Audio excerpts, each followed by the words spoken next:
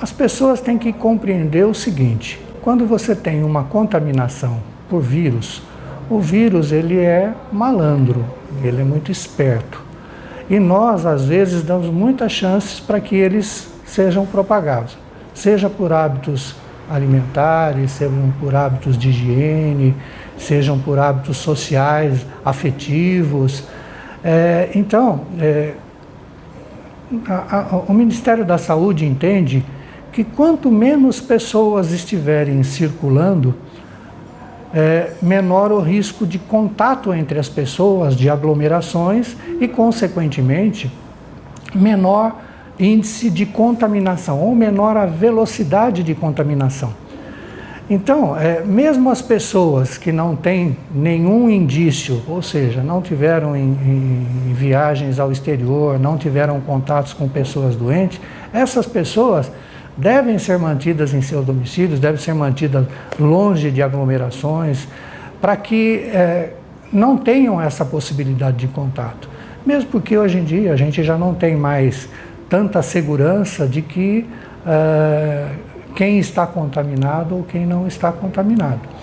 Então, quanto menos contato, quanto menos possibilidade de transmissão entre as comunidades e, consequentemente, menor a velocidade de contaminação.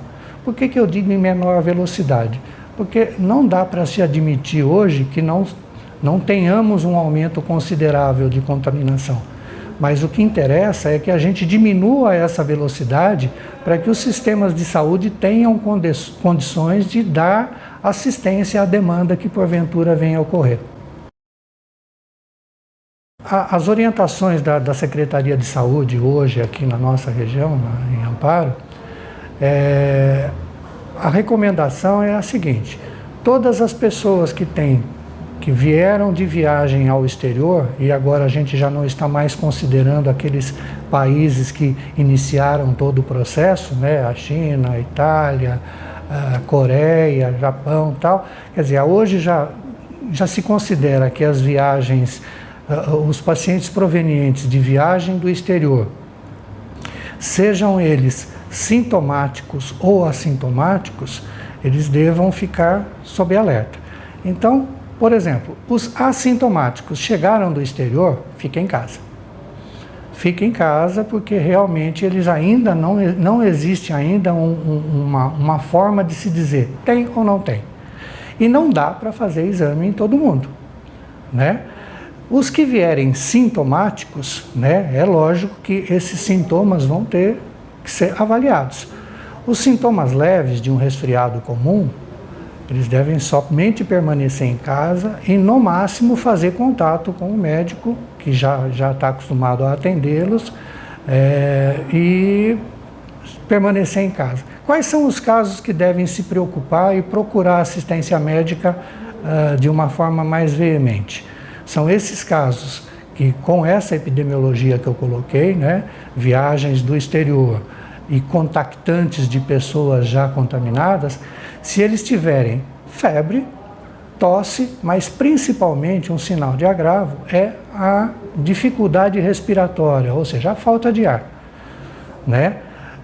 E quando a gente diz isso, parece muito simples, né? Mas é lógico que para nós, para as pessoas que não têm comorbidades, tosse, febre e uma falta de ar é uma coisa comum num quadro gripal. Mas nós temos que considerar que existem pessoas que já têm enfermidades de base, ou seja, que já têm uma doença pulmonar obstrutiva crônica, uma bronquite crônica, que já são tabagistas inveterados, né? Que já têm uma doença cardíaca, que já são hipertensos, diabéticos.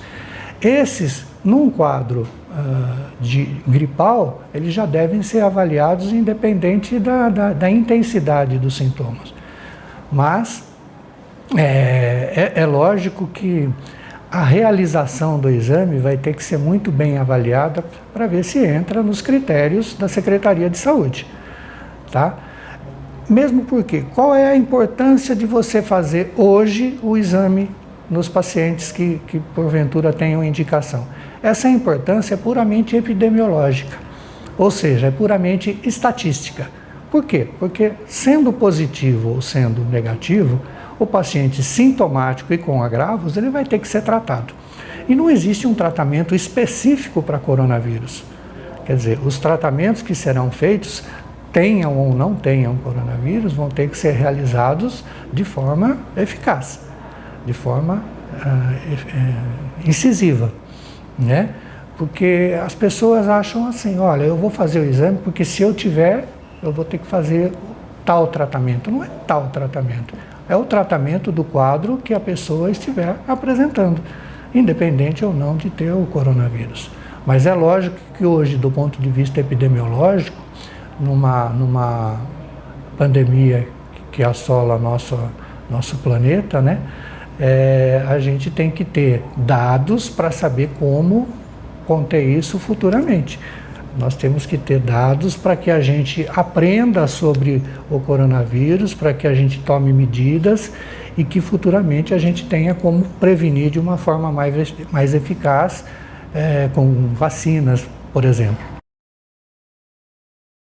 Eu acho que uma coisa importante para a gente colocar é o seguinte, a gente, nos dias de hoje, né, a gente tem visto muitas notícias em WhatsApp, em redes sociais, na TV. Se a gente for observar, a gente fica o dia todo recebendo notícias. E muitas notícias causam bastante impacto na população geral. E esse impacto, muitas vezes, é mais negativo do que positivo. Porque a ideia é que as pessoas aprendam a se cuidar, aprendam a enfrentar a situação de saúde que a gente está enfrentando. E a maioria das vezes, esse impacto vem de forma a causar um pânico exagerado, né? Um pânico que, às vezes, conturba tanto a assistência dos pacientes que mais precisam, quanto exagerando naqueles que não precisam. Por exemplo, vamos pensar no álcool gel. Hoje em dia, o álcool gel, todo mundo tem que higienizar as mãos com álcool gel. É um fato? Sim, é um fato, né? Mas o que ocorreu com isso? Não existe mais álcool gel no mercado. E o que ocorreu, o que é pior? O preço do álcool gel se multiplicou de uma forma exorbitante. Aí, o que é bom? É bom ter o álcool gel? Mas é o dia todo você ficar álcool gel, que já está desabastecido, se você usar o dia todo, você vai ficar sem. Uma medida simples e mais prática é lavar as mãos, gente. Lavou as mãos com sabão adequadamente, incluindo o punho, né? É uma medida interessante e você economiza álcool gel. Limpar bancadas, limpar instrumentos, você pode usar álcool gel? Pode, mas tem. Então, você tem muitas formas de limpar bancadas que são extremamente eficientes. Nós temos muitos produtos de limpeza no mercado que são altamente eficientes para a higienização de bancadas, instrumentos e tal, que realmente em uso domiciliar são eficazes na higienização. É lógico que não vai usar, por exemplo, um multiuso para lavar a mão, né? Isso seria um absurdo. Os produtos que existem para higienização no mercado, para limpeza de instrumentos e bancadas, são ótimos, mas não para a pele, né? Para a pele é água e sabão ou no máximo álcool gel, né? E uma preocupação também é em relação à busca de pronto-socorro, né? Se tivermos uma busca acentuada de pronto-socorro ou de pronto atendimento, qual é a preocupação hoje em dia? Por exemplo, a recepção do pronto atendimento, ela está preparada. A recepcionista vai perguntar para a pessoa a hora que ela chega: olha, você está com algum sintoma respiratório? Qual o motivo que você veio? Se tiver, olha, eu vim porque eu estou preocupado, que eu estou com gripe, que eu posso estar com coronavírus, a primeira coisa que ela vai fazer, ela vai fornecer uma máscara, tá? Então, por quê? Porque a pessoa vem com sintomas respiratórios, né? Então, não existe indicação para uso de máscaras em pacientes que não tiver sintomas respiratórios. Então, não adianta a gente usar máscara para prevenir se contaminar, Nós temos que usar a máscara quando estivermos com sintoma, ou seja, estamos tossindo, estamos espirrando, estamos com coriza. Então você usa a máscara para proteger as outras pessoas que estão no seu ambiente, né? E não, se você usar e não tiver sintoma, você está desperdiçando máscara e não está se protegendo de nada. Então esse é um desperdício, porque assim como o álcool gel, as máscaras também sumiram do mercado. Além de terem elevado demais o preço, você não encontra para comprar. Então, se o uso não for racionalizado de forma coerente, vai faltar máscara. E isso não é para a Unimed, não. Se você pesquisar no mercado, nas entidades de prestação de serviço de saúde, esse problema vai acontecer, né? Então, essa procura por pronto-socorro, ela é importante naqueles casos que eu citei. Quando o paciente tiver febre, um sintoma gripal importante, com dificuldade respiratória. Ele tem que procurar sim. Ele vai ter que ser avaliado pela enfermagem, pelo médico, vai ser investigada a epidemiologia do caso, se enquadra nos critérios do Ministério da Saúde, da Secretaria de Saúde, para que aí venha a necessidade ou não de coletar os exames, né? Essa procura insana, olha, eu tenho que fazer exame, eu preciso saber se eu tenho, não tem fundamento.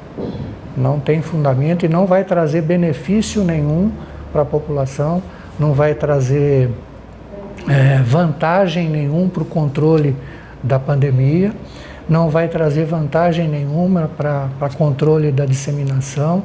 E o que é pior, quando tivermos casos que realmente precisam, talvez esses exames venham a faltar. Então é uma preocupação, e não é uma preocupação no sentido de economia, é uma preocupação no sentido de uso racional. Vocês têm visto na mídia a fala do ministro da Saúde, das autoridades sanitárias, dos infectologistas, que não se dá conta hoje, né, do volume que teremos, mas temos uma estatística, uma previsão. E essa previsão, ela já está muito acima da capacidade de realização de atendimentos que o sistema de saúde brasileiro, não só o público, mas o privado, tem. Se for usado indiscriminadamente, vai faltar para quem precisa e vai ser usado em quem não precisa. Então os critérios têm que ser respeitados. Esses critérios não foram criados aleatoriamente. Eles foram criados, fundamentados em grandes especialistas, fundamentados em grandes estatísticas, em estudo de viabilidade, né? Então é muito importante que as pessoas tenham consciência de que o que é preciso será feito, né? Os sistemas de saúde, tanto público quanto privado, estão fazendo o necessário, o mais importante. Ninguém está negligenciando ou ninguém está diminuindo a importância dos fatos. É que nós temos que agir com a razão e não com a emoção.